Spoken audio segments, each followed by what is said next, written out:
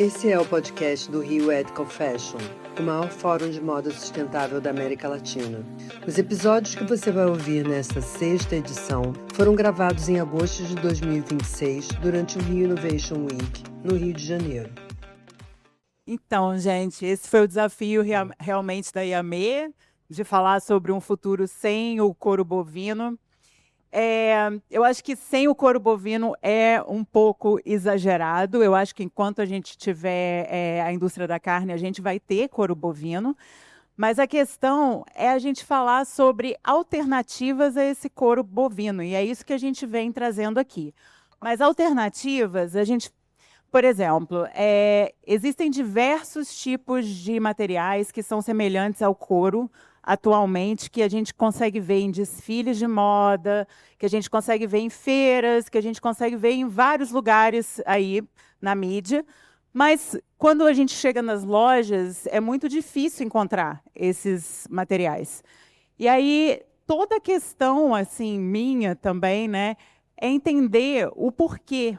Como que a gente pode realmente estimular a inovação material no Brasil?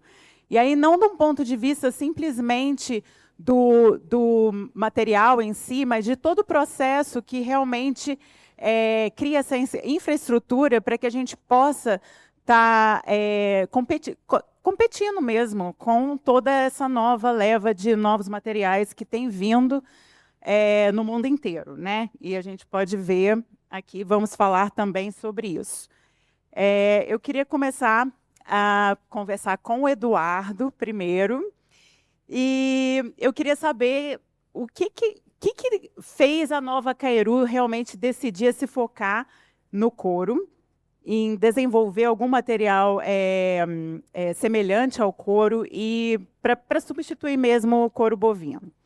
E eu queria entender de você o que foi o problema que vocês estavam tentando resolver com isso.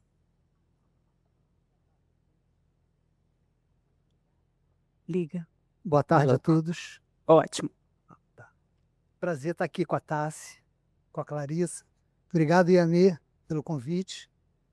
Né?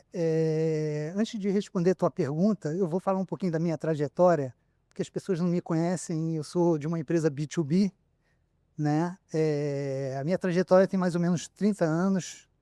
Né? Eu comecei com resíduos da indústria do pescado, da ranicultura, né? Processando couros. Né? Logo depois eu vi a necessidade de desenvolver uma solda química que eu pudesse emendar uma pele na outra, porque o couro era muito pequeno, né? E as indústrias elas não compravam. Né? E eu lancei minha primeira patente. Essa solda química, hoje ela serve demais para dentro da Nova Caeru e até para as indústrias de couro bovino, porque eles estão perdendo muito mercado para o sintético. Sintético, ele faz um rolo de 40, 50 metros de comprimento com 1,5 de largura. O couro bovino tem 4 metros de comprimento.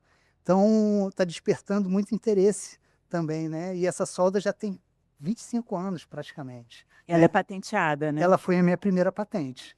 Né? Logo depois, eu montei a Nova Caeru.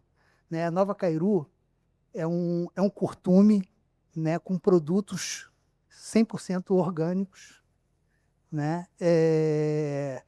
E que produz couros e biomateriais biodegradáveis. Né? Esses materiais, na realidade, eles decompõem em condição de aterro em 180 dias. Já um couro normal demora 40 anos.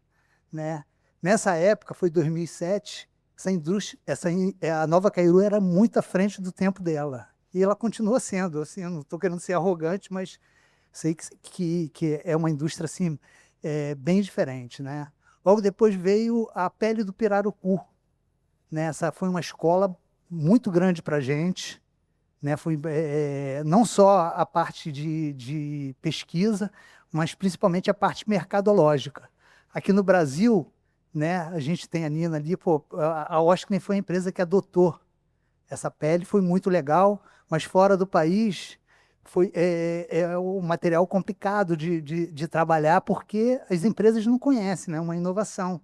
Então lá a gente conseguiu no passado, colocar na Dolce & Gabbana, na Burberry, Givenchy, Rick Owens, que leva esse material até hoje na coleção, né? Só que a gente percebeu que a gente não era uma empresa só de beneficiamento de peles, né? A gente era uma empresa de inovação. A gente viu que a gente tinha um DNA para ser uma empresa de biomateriais, né? Então, depois disso, a gente começou a pensar nos resíduos que a gente tinha dentro da nossa fábrica e praticamente todos eles hoje estão virando produtos, né?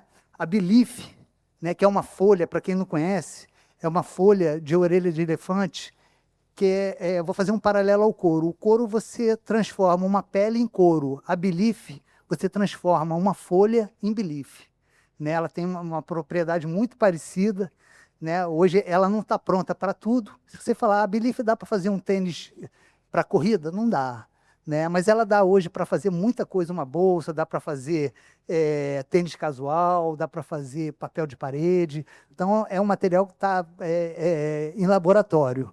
Hoje, posso te dizer que a Nova Cairo é uma plataforma de materiais, né? Não só a Belief, eu falei aqui, mas a gente tem o Aravê, já botaram aqui, ó. A Belief está ali no tênis da Louboutin, né? Naquela roupa do Christoph Esber, né? O Pirarucu está no tênis da Veja aqui, está na Rihanna, e o Aravê, né? E esse material, acho que foi a Lene que desfilou, que é a pele verde. Então, cada um, né? Eu vou explorar nos outros itens para também não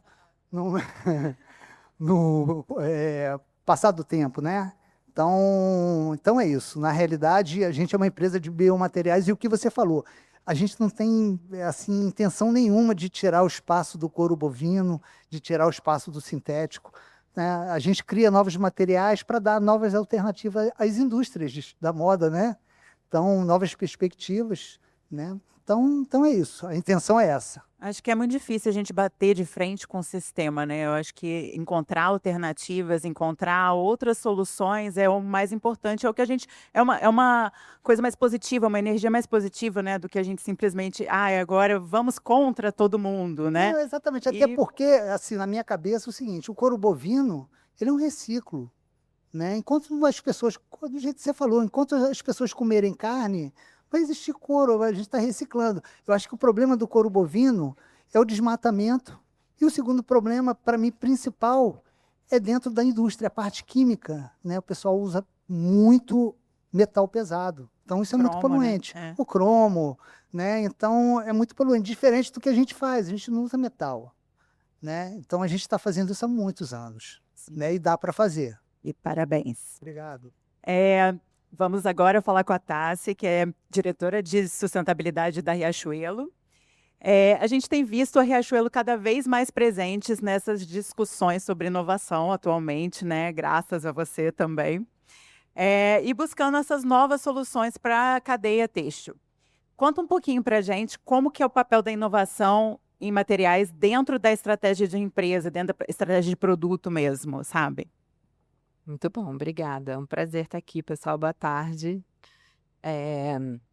Eu queria dizer que eu caí nesse painel, eu acho que por causa de uma inovação que não tem a ver com couro. A gente lançou recentemente uma calça jeans com o elastano, que é uma fibra, né, de origem fóssil, com 98% de conteúdo de cana-de-açúcar. Então, primeira vez que o Brasil teve uma peça jeans com elastano bio-based. E foi muito interessante porque, como toda inovação, a gente não consegue fazer volume, né? Então, assim, se eu tentar trazer o couro de pirarucu ou a Belief para Riachuelo, a gente vai ter uma super discussão de preço.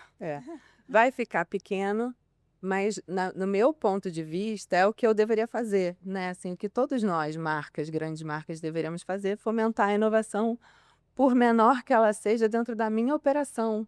Porque eu já vou estar apresentando esse produto para um cliente diferente, eu já vou estar falando mais sobre ele, outras pessoas podem conhecer ele através da gente. Então, eu acho que a inovação tem muito esse papel, né? Que é um papel de puxar o mercado. Esse elastano, ele não vai disponível. Se você quiser comprar ele agora, ele não tem disponibilidade. Porque ele é uma inovação, porque ele precisa de volume, mas É da Hyosung, não é? é da Hyosung. A marca se chama Creora. E a gente falou assim, mesmo que seja pequeno, vamos fazer, porque a gente precisa mostrar para o mercado que é possível. E se outros quiserem comprar, que bom, porque a gente vai criando volume e a gente vai gerando pedido. Mas o fato de ter sido uma inovação pequena, foram 10 mil calças. Detonou uma discussão na internet sobre o tamanho da inovação. E essa discussão da internet, no final, teve uma pessoa que deu uma cutucada na gente pelo uso de PU. O que é o PU? É um couro sintético, baratérrimo. Vocês já devem ter visto couro fake, né? E assim, ele tem uma durabilidade péssima. Ele começa a craquelar, né, em pouco tempo. Então, enquanto uma peça de couro dura gerações, você mesmo trouxe, né, 40 anos, eu tinha visto o uso médio do couro 20 a 30 anos. O PU tem 3 a 5 anos, sendo que nenhuma peça minha de PU durou 3 anos. Não dura Então, no Rio de assim, Janeiro, gente, impossível. calor, chuva já. E assim, foi uma porrada, mas foi uma porrada muito boa, porque detonou toda uma discussão interna sobre, putz, como é que a gente substitui o PU? E aí a gente entra numa discussão de preço, que para a inovação é super importante, a gente tem que abrir esses espaços, né? Abre mão de margem, faz volume pequeno, faz piloto, cápsula, mas põe na loja. E uma discussão do e se a gente substituir pelo couro? E aí eu, que nunca tinha estudado couro, fui atrás do couro. E aí eu descobri coisas que eu queria dividir aqui com vocês. Eu sei que a Suelen já falou sobre isso hoje maravilhosamente bem. Isso é expert. Mas o que eu fui entendendo é que assim, são coisas que me chamam muita atenção. Assim, primeiro, a pecuária de corte, 9% do PIB brasileiro. É uma indústria muito grande. 80% exportado. Pouco fica no mercado interno. 40% é comprado pela China para estofamento de carros. Hoje, o mercado é driveado pelos carros elétricos. Então, você compra um carro elétrico com banco de couro. E aí a gente começa a perceber todas as incongruências da transformação que fazem parte. A gente não consegue mudar tudo, mas a gente pode ir mudando algumas coisas. Pois bem, o preço do boi, média, quem sabe quanto custa um boi, gente? Eu não sabia também, eu descobri isso recentemente. 6 mil reais. A pele custa 40. Quem vende a pele é o frigorífico, não é nem o produtor, ou seja, ele vende como resíduo mesmo. Né? E a gente abateu 47 milhões de bovinos em 2025. A gente produziu 40 milhões de peles. E aí você vai entender que mercado é esse. Beleza, já entendi que a maior parte é exportado. Para onde? Para o automobilístico, 60%. O resto vai para o moveleiro. E, por fim, a moda. Automotivo cresce, moveleiro cresce, moda decresce, você já falou muito bem, pela substituição dos sintéticos. Quando você olha o mercado inteiro de calçados, que é o maior comprador do couro bovino, 17% é couro. O resto é borracha e plástico. Então, a gente está falando de um pedacinho pequenininho, de um negócio pequenininho, de um treco muito grande. Então, assim, não dá para achar que a moda vai resolver o problema do couro. Não vai. Né? E aí, quando a gente olha o vestuário não usa tanto couro bovino. Então você ainda tem no calçados e acessórios, e aí quando você vai para o vestuário, você vai para o couro caprino ou couro mestiço, que é uma mistura do couro de caprinos com ovinos. Eu anotei, gente, porque eu estou aprendendo essas coisas, eu estou dividindo com vocês meu dever de casa.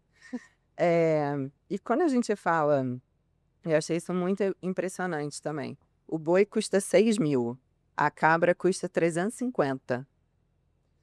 A pele do boi custa 40. A pele da cabra custa 5. Isso couro cru, né? Disso aí, 95% desse mercado de cabra está no Nordeste. 95%.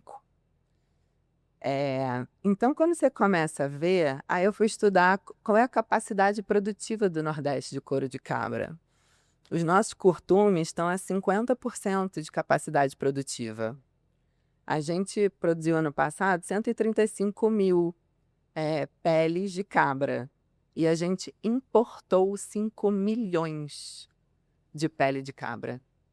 Então, quando você entra no vestuário, o vestuário é o oposto do couro bovino, porque a gente está falando de couro caprino. A gente está falando de cabras e tem aí um pouco de carneiro também, que entra ali no mestiço.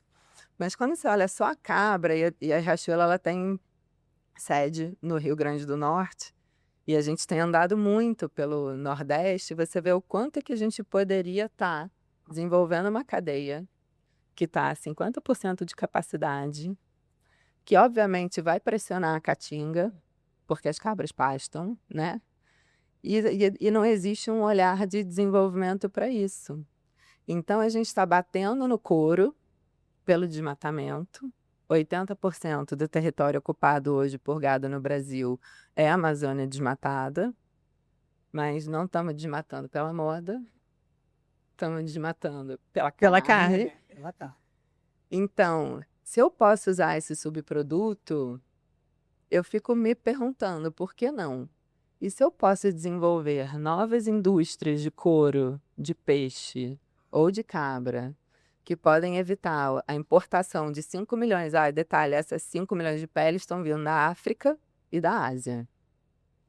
Somos capazes de fazer melhor, né? Eu acho. Se a gente consegue fazer no couro, acho que a gente consegue fazer na cabra. Então, esse mundo da inovação, ele te abre muitas perguntas, que te levam a novas perguntas. E você fica pensando, bom, eu quero muito beliche, mas será que faz sentido desenvolver uma nova indústria de couro no Brasil para o vestuário, na Caatinga, aproveitando uma indústria que está a 50% de capacidade? Então, um pouco dessas reflexões que a gente tem tido quando a gente fala de substituição de PU no varejo por causa do elastano da cana-de-açúcar. No final é isso. É, sempre. Exatamente. Mas é interessante ouvir todos esses dados e entender que realmente faz sentido a lógica e faz sentido também por ser um grande varejista. Se a gente estivesse falando de uma outra marca, de uma marca menor e tal, aí tem outras questões que vão ser consideradas também. Eu acho que tudo tem a ver com o contexto, quando a gente está falando sobre inovação material. Não é todo material que vai caber dentro da Riachuelo, não é todo material que você vai conseguir pegar e falar, eu consigo muito mais do que 10 mil peças, né? Se você conseguiu com a Hyosung, que é um dos maiores produtores de elastano do mundo, né? Eles têm 40% do mercado de elastano. Então, como, né, que você faz essa substituição de uma maneira que você consegue, como se diz, dar conta do volume também, né? Então, é tudo isso que você tem que pensar. Eduardo, a moda é uma indústria que fala muito sobre inovação material, né, como estamos falando aqui. Mas, na prática, existe uma distância enorme entre esse material promissor, e é justamente essa pergunta que a gente está falando aqui. Existe uma distância enorme entre um material promissor e um material que realmente é adotado no mercado. Como que você pode falar sobre isso dentro da experiência da Nova Cairu? Que é todo esse caminho que vocês fizeram para poder chegar ao mercado, realmente. Então, Clarissa, eu costumo dizer que a indústria ela não compra uma inovação, somente um produto. Ela compra confiança, né? Então, ela precisa confiar no que ela está comprando, né? Produto novo, às vezes, ele leva anos e mais anos para serem desenvolvidos, né? Eu viajava muito para a Europa, né, nas feiras internacionais. Nova Cairu faz praticamente todas as feiras, né? E a gente via muita coisa que o pessoal criava um biomaterial e já oferecia, era um protótipo ainda, né? Então isso vai criando descredibilidade, né? Na Nova Cairu, a gente também já fez isso, tá? A gente também já propôs alguma coisa que não estava 100% pronta, e a gente aprendeu com isso, né? Hoje, eu penso que a gente tem 4 pilares, né, que a gente tem que atender. Primeiro, sempre quando eu vou fazer um produto novo, eu penso na estética. Eu penso que ele tem que encantar. Primeira coisa que eu vejo. Então, eu vou atrás da beleza. Né? A Belief é isso, né? Belief é isso, tá? Assim, modéstia à parte, eu acho que a Belief, a gente é a folha, como se fosse a pele transformada em couro, a Belief é a folha transformada em Belief, né? E a estética é fundamental. Não adianta você ter um produto, né, que performe de uma maneira espetacular, mas que ele não seja bonito, ninguém vai comprar, né? Que não seja bacana. O segundo pilar é a aprovação. Esse é o mais difícil, né? É quando você vai para dentro de laboratório, você leva anos para desenvolver, para aquele produto performar, né? Você tem que fazer muitos testes de flexão, abrasão, martindale, muitos testes. Só na Belief, eu perdi 2 anos e meio só mexendo com umidade. Que a umidade aqui é uma coisa, em Nova York é outra, na Europa é outra, na Ásia é outra. Então, o produto performa diferente na umidade, né? Praticamente, pouca gente sabe disso. E pouca gente que cria biomaterial, ele não, de repente, não está nem aí para isso, né? Mas esse é o segundo pilar. A Belief, eu costumo falar que quando você muda uma vírgula, você tem que escrever o livro todo novamente. Por isso que é um material totalmente fora da curva, é um material mais difícil que eu já trabalhei. Estou falando de Belief, mas a gente tem os outros, né? Depois da aprovação em laboratório, ele tem que ir para campo, né? Você tem que levar ele para a vida real, você tem que fazer a bolsa, você tem que fazer o tênis, você tem que fazer a carteira, você tem que fazer a roupa e botar isso para uso, né? Saber como que ele vai se portar na vida real. Eu chamo isso de validação, né? Só depois é que você vai botar isso para a indústria para você conseguir produzir, né? Você tem que escalar, né? Não adianta eu oferecer um material para TASSI se eu não consigo escalar. O material pode ser maravilhoso, mas eu tenho que escalar. Então, ele tem que cumprir esses 4, né, os 4 parâmetros para a gente, né, para a indústria confiar, né, que vai comprar, confiar no produto. Né? Isso praticamente não acontece. Né? Eu vi muitos materiais, né, biomateriais foram lançados que já saíram até do mercado, que não foram testados. Outros, eles vendem como biomaterial, mas você vai fazer um teste, 80% de PU e 20% de produto renovável, de produto biológico. Isso acontece muito, está acontecendo com alguns que são até importantes, que foram até comprados por empresas grandes. Né? Então, eu acho que o produto tem que gerar confiabilidade. E é isso que a gente tenta fazer dentro da Nova Cairu. Sim, você falou para mim que até a Belief já está sendo desenvolvida há uns 6 anos, né, mais ou menos. A Belief, na realidade, vou contar uma história aqui, se eu acho que dá tempo. Né? Todo mundo me pergunta, como é que você desenvolve um material novo? Você acorda e fala assim, hoje eu vou desenvolver um material sustentável. Não, cada material tem sua história. A Belief nasceu de uma brincadeira. Né? A gente trabalha muito com a pele do pirarucu, e nessa época a gente estava com muita escassez de pele. Né? Tava na entre safra, eu brinquei com meu sócio assim, falei, se a gente tivesse folha, a gente não ia ter esse problema, porque folha é um recurso extraordinário. Você tira uma folha, nasce outra, você tira uma, nasce outra, e você não precisa matar a planta, né, para você fazer a Belief. E daqui a 3 anos você está tirando folha da mesma planta. Se você comparar, né, a Belief com couro bovino, é um negócio impressionante. No hectare, eu acho que você consegue criar 2 couros bovinos, se eu não estiver errado. Na Belief, você vai tirar 8 metros quadrados de couro, na Belief você tira 7.000 metros de Belief. Né? Então, dessa brincadeira, né, a gente riu, parou, mas ficou na minha cabeça. Isso era 2016, 2017. Quando chegou a pandemia, eu não tinha em que me agarrar, eu me agarrei na Belief. Fui para o laboratório, né, o material Eu estou há 6 anos na Belief direto, ela já está apta para fazer muita coisa, para outras não, né? Mas é um material que requer estudo todo dia e a Belief vai ser para sempre. Esse é um material completamente fora da curva. Maravilhoso.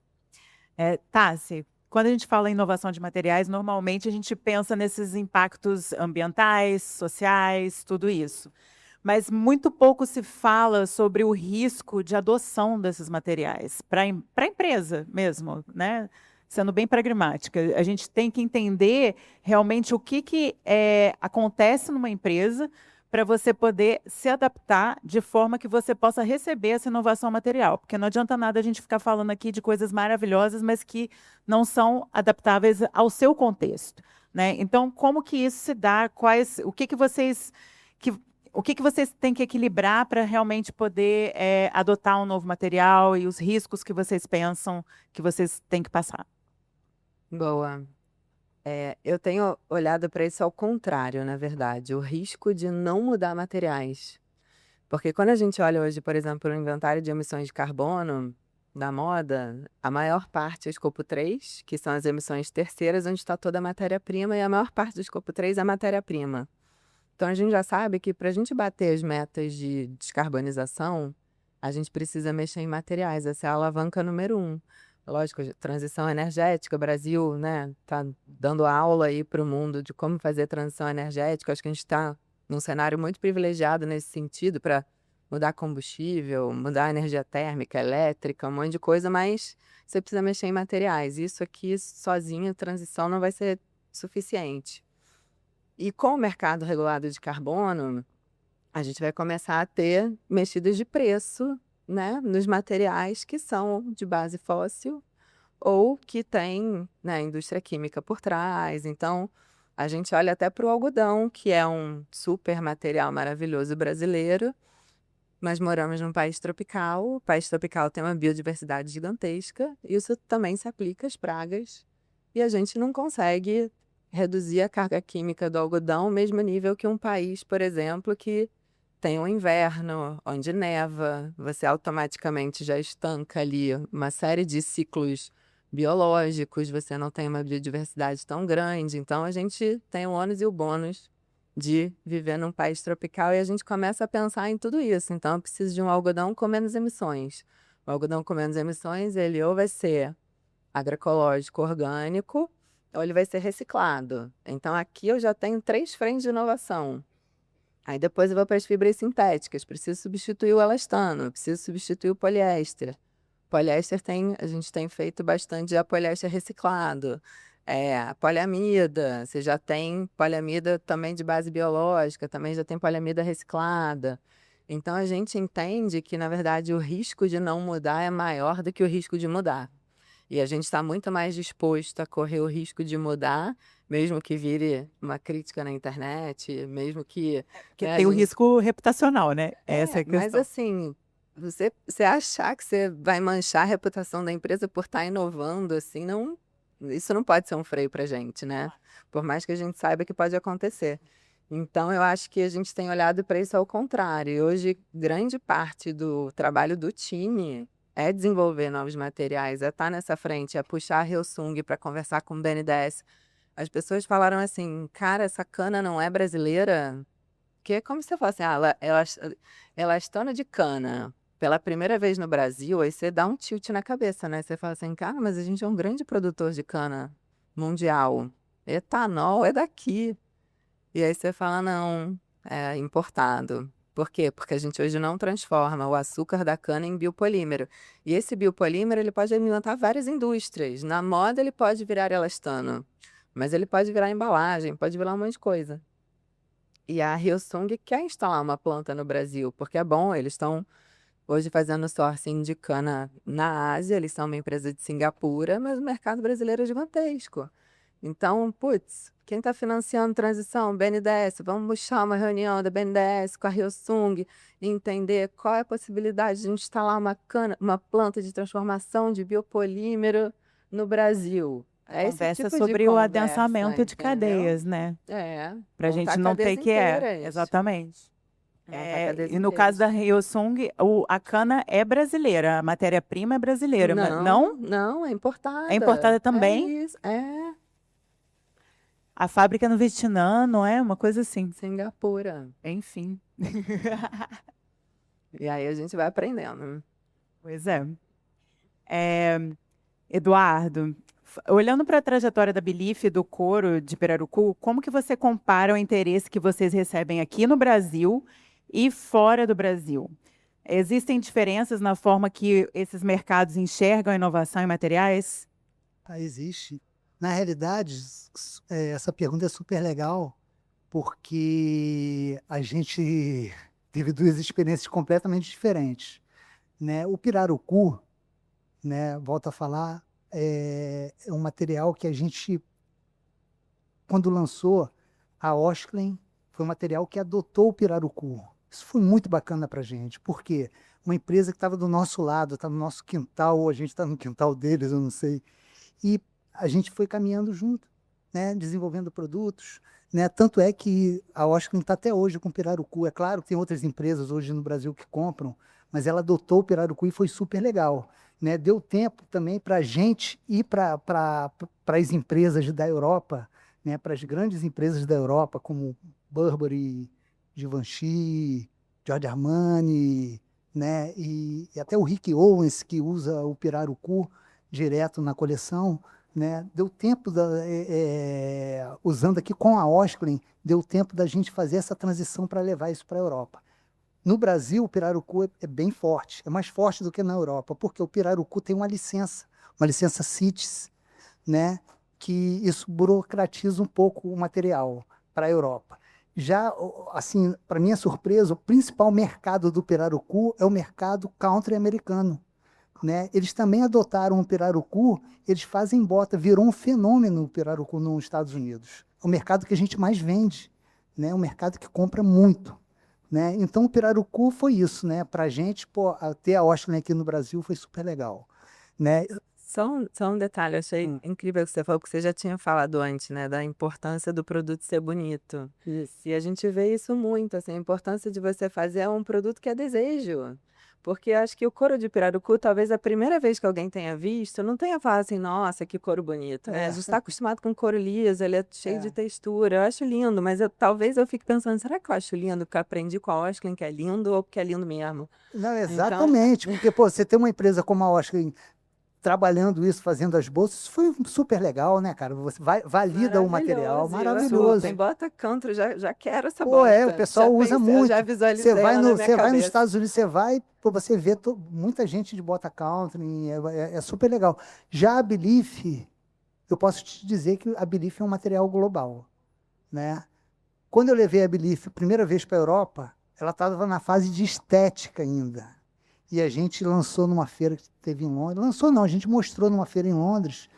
Aí a gente teve a Lobotan e a Loewe fazendo coleção cápsula só para lançar um material, sabendo que o material não estava pronto.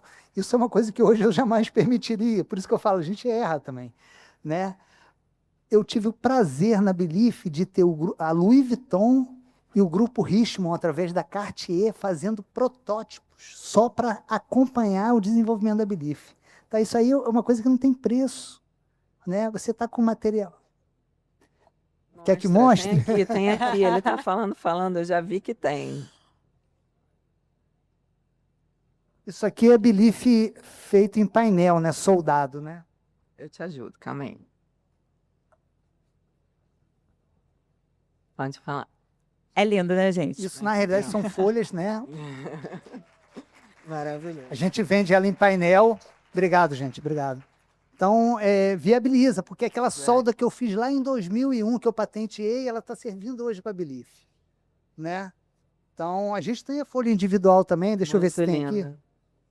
Desculpa aí, Tassi. Gente, carros elétricos com Belief. Vamos avisar para os chineses que não precisa mais... Aí você tem a folha individual, né? Que é exatamente, a Belief, na realidade, ela não copia ninguém. Na realidade, era uma identidade própria. Isso aí, assim, que Sim, deixa é o que a gente estava orgulhoso. falando. A própria folha já é um design, né? Já é estético. Exatamente. E a Belief, como eu falei, ela é global. Vou tirar aqui para você sentar. Não, tá. Vamos expor. ela é global. Desculpa. E, e ela despertou interesse em assim, muitas empresas, aqui no Brasil também, muita gente já... Mas é um material que ainda não está 100% validado, né? Ela está ainda em laboratório, a gente está validando, está vendendo para algumas empresas que fazem bolsa, né? Mas a Belief é muito estudo, né? Para entender a Belief, para fazer a Belief, eu fui obrigado a entender de celulose, de plástico, de tecido, né? Entender... O que eu falo é entrar por dentro dessas indústrias, né? Porque ela engloba uma coisa muito maior do que o próprio couro, né? Então... É muito incrível. Gente, tipo, a feira que ele está se referindo é a Future Fabrics Expo, que é uma das Exatamente. maiores feiras de materiais no mundo. E eles são realmente referência na feira, porque quando eu conversei com eles, eu falei que eu era brasileira, a primeira coisa que eles falaram, Nova Cairu. Foi a primeira coisa que eles falaram. A Nova Então, Cairu, realmente... ela é mais conhecida fora do Brasil do que aqui no Brasil. Exato. E aí, puxando esse gancho, Tassi, você teve recentemente na Future Fabrics, né? E também na COP30 no ano passado. E eu queria saber de você, ao circular por esses espaços, que mudanças que você percebeu e tem percebido, né, na forma com a qual a indústria e outros atores estão olhando para os materiais? Houve alguma tendência ou mudança de perspectiva que você considera assim, relevante aqui para o Brasil também? Eu fico sempre muito otimista. E realmente, biomateriais é impressionante como está expandindo, como está crescendo. A gente vê já, né, muitos anos o couro de abacaxi da Pinatex, ainda que era difícil, o couro de micélio, os cogumelos entrando por tudo quanto é lado. Tinham várias tecnologias de decomposição de fibra têxtil a partir de fungos e bactérias. Eu achei isso genial. Então, imagina, você pega um galpão de roupa, coloca lá os fungos, as bactérias, eles vão decompondo o negócio e, né, assim, novas soluções que a gente nem imaginava para a indústria têxtil vindo desse mundo da biologia e das soluções baseadas na natureza. Eu achei isso fantástico, assim, tanto para a gente pensar o que a gente faz com esse tanto de resíduo de roupa que a gente tem, quanto tingimentos à base, né, de bactérias também, outras etapas da indústria, porque a gente fala muito dos biomateriais na matéria-prima, mas na feira você via, assim, aplicações de soluções baseadas na natureza em várias etapas da produção têxtil. Desde o pós-consumo a tingimentos, tratamentos que a gente põe nas peças. Hoje, né, muito falado sobre os PFAs, que são, né, os químicos, você vai saber falar melhor disso do que eu, que praticamente não decompõem, ficam na natureza. Teve um caso agora recente da Lululemon com uma legging. E você já vê, assim, o látex, por exemplo, brasileiro voltando para a cena como uma maneira natural da gente gerar o emborrachado, a resistência à água, a repelência à água, que hoje a gente tem dos PFAs, e voltando aqui para olhar de novo para a nossa biodiversidade, né? Então, o Brasil bombando.